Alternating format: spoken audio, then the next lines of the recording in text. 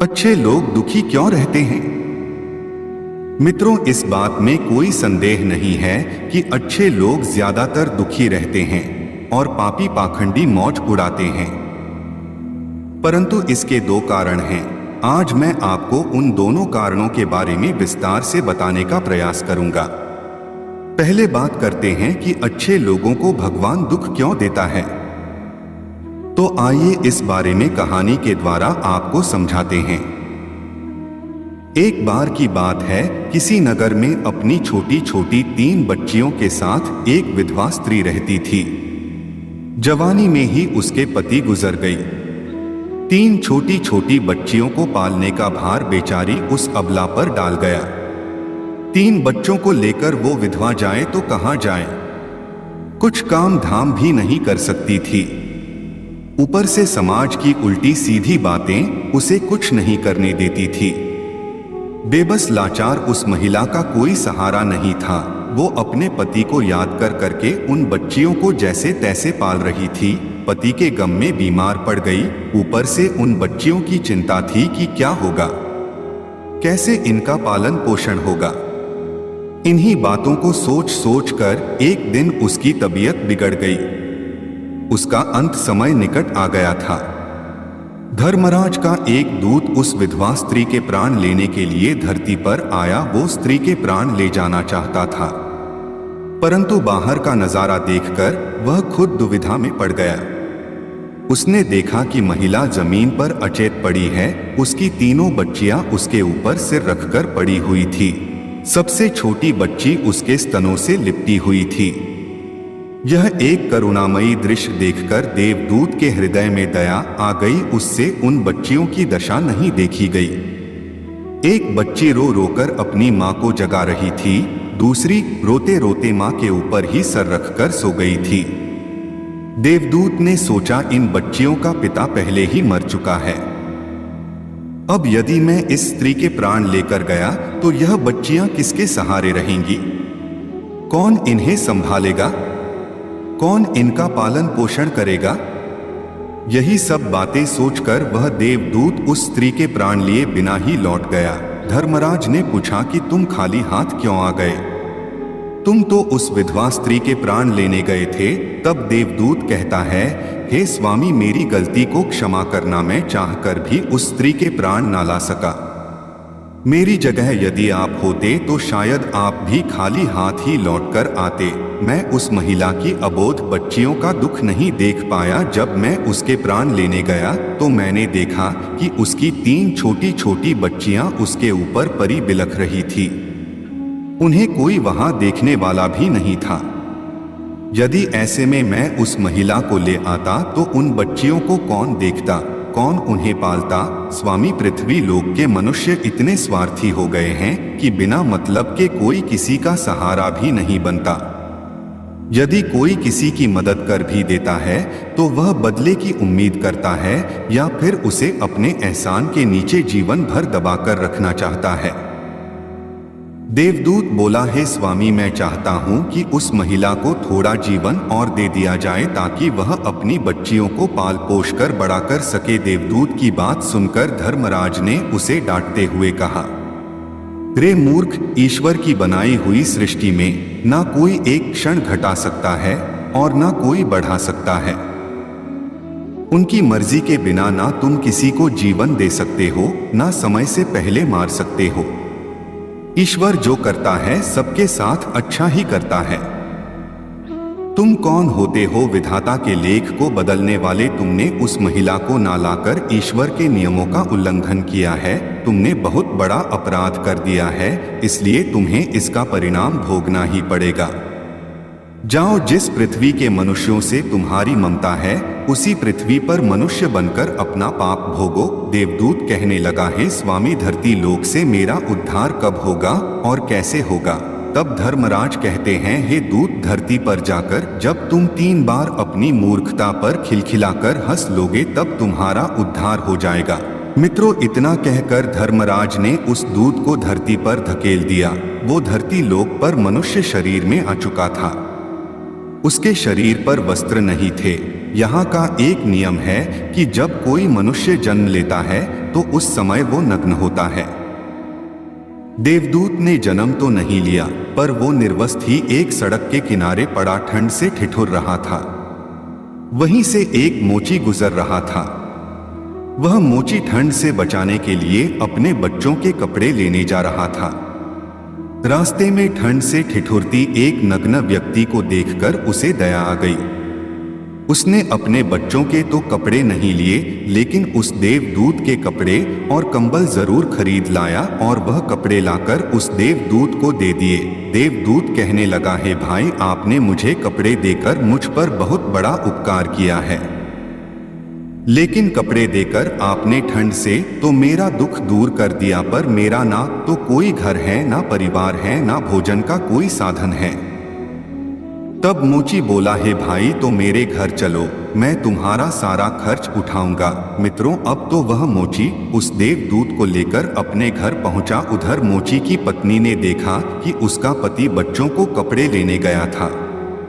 कपड़े तो कुछ लाया नहीं, उल्टा एक आदमी को घर बुला लाया है।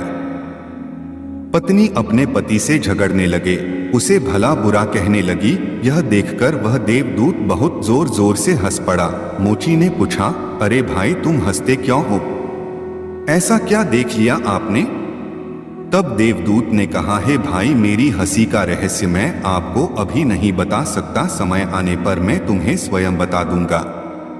मित्रों, अब तो वह देवदूत उस मोची के घर में रहने लगा और कुछ ही दिनों में उसने मोची का सारा काम सीख लिया। देवदूत के द्वारा बनाए गए जूते और चप्पलें खूब बिक रही थी। चंद दिनों में मोची धनवान बन गया। दूर दूर तक उसके जूते फेमस हो गए थे, यहाँ तक कि राजा महाराजा तक उससे जूते बनवाने का आदेश देते थे।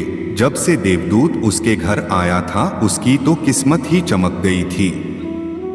धन की कोई कमी नहीं रही, सब कुछ अच्छा चलने लगा। एक दिन की बात है, राजा का एक सैनिक एक चमड़ा लेकर उसी मोची के पास आया और बोला, देखो हमारे महाराज इसी चाम के बने हुए जूते पहनना चाहते हैं। ये चाम बड़ा कीमती है, तुम इसके ठीक से एक जोड़ी जूते तैयार कर दो।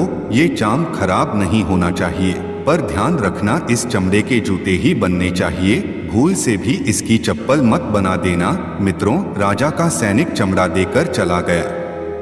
इधर मोची ने भी देवदूत को समझाया कि देवदूत राजा वाली बात है, इसमें कोई गलती ना करना, चमड़ा भी बहुत कम है, इसलिए चमड़ा खराब नहीं होना चाहिए।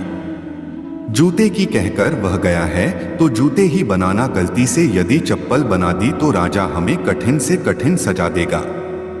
मित्रों, मोची के इतना समझाने के बाद भी देवदूत ने उस चमड़े से चप्पल ही बनाई। चप्पल देखकर मोची की सांसें फूल गई। वह देवदूत को डांटने लगा, यहाँ तक कि डंडा लेकर उसे मारने के लिए दौड़ा। कहने लगा, अबे मूर्ख, तुझे बार बार समझाया कि जूते ही बनाना, लेकिन तूने चप्पल बना दी। अब राजा हमें नहीं छोड़ेगा, तू भी मरेगा और साथ में मैं भी मारा जाऊंगा। वह हमारे पूरे घर को फांसी लगवा देगा। मित्रों, मोची को अत्यंत दुखी देखकर देवदूत एकदम से खिलखिलाकर हंसने लगा। उसे हंसता देख मोची बोला, अबे मूर्ख आदमी, काम बिगाड़कर अब हंस रहा है। वह देख, जूते लेने के लिए राजा का सैनिक आ रहा है। मित्रों, सैनिक को देखकर मोची के हाथ पैर फूल गए। मित्रों, सैनिक को देखकर मोची के हाथ पैर फूल गए कि अब यह जूते मांगेगा तो मैं कहां से दूंगा। वह सैनिक पास में आ गया और बोला, हे मोची भाई, कल मैं जो तुम्हें चमड़ा दे गया था उसके जूते मत बनाना, चप्पल बना देना, क्योंकि राजा साहब का देहांत हो गया है और यहाँ की ये प्रथा है कि मरने वाले व्यक्ति को चमड़े की चप्पलें पहनाकर अर्थी पर लिटाया जाता है। मित्रों, सैनिक की बात सुनकर मोची को ऐसा लगा जैसे मरे हुए शरीर में प्राण पड़ गए हों। उसके हाथ से डंडा छूटकर जमीन पर गिर पड़ा और उसने देवदूत के पैर पकड़ लिए और उससे नाना भांति से माफी मांगने लगा। देवदूत मोची की इस हरकत पर खूब जोर जोर से हंस रहा था। मोची ने पूछा कि हे भाई, तुम क्यों हंस रहे हो? तब देवदूत बोला कि हे भाई, समय आने पर मैं अपने हंसने का कारण बता दूंगा। मित्रों, एक दिन के बाद मोची की दुकान पर 3 नौजवान लड़कियां एक बुढ़िया के साथ आई थी। उन तीनों लड़कियों की शादी होने वाली थी। वे अपने लिए जूतों का नाप देने आई थी। उन लड़कियों को देखकर देवदूत ने पहचान लिया कि ये वही तीनों लड़कियां हैं जिनकी मां को ना ले जाने के कारण आज मैं अपने किए की सजा भोग रहा हूं। पर ये लड़कियां तो अब जवान हो चुकी है, काफी सुंदर भी है, किसी अच्छे घर में पली बड़ी मालूम पड़ रही है। तब वो बुढ़िया कहती है, हाँ बेटे, इनकी माँ इन्हें बचपन में ही छोड़कर चल बसी, इनका कोई सहारा नहीं रहा, तब मैंने इन्हें अपने पास रख लिया। मेरे पास करोड़ों की दौलत है, पर दुर्भाग्य से मेरा भी कोई नहीं है, तो मैंने इन्हें रख लिया, इन्हें पढ़ाया लिखाया, इनकी परवरिश की इसकी। आज बहुत ही ऊंचे घर में मैं इनका विवाह करने जा रही हूँ। लड़कियों का भाग्य देखकर देवदूत सोचने लगा, परमात्मा जो करता है अच्छा ही करता है। यदि उस समय इनकी मां नहीं मरती तो ये तीनों भयानक गरीबी, भुखमरी और दरिद्रता में पड़ी रहती। इनकी मां के मरने के कारण आज ये तीनों लड़कियां बहुत बड़े घरों की बहुएं बनने जा रही हैं और इस बुढ़िया की करोड़ों की संपत्ति की मालिक भी बन चुकी हैं। यह बात सोचकर देवदूत पहले की अपनी मूर्खता को याद करके जोर जोर से हंसने लगा। वह 3 बार हंस चुका था। मोची ने पूछा, है भाई, अब तुम किस लिए हंसे? कृपया अपनी हंसी का रहस्य समझाए। तब देवदूत बोला, है भाई, मैं 3 बार हंस चुका हूं, अब मैं तुम्हें अपनी हंसी का कारण बताता हूं। सुनो, मैं एक देवदूत हूं।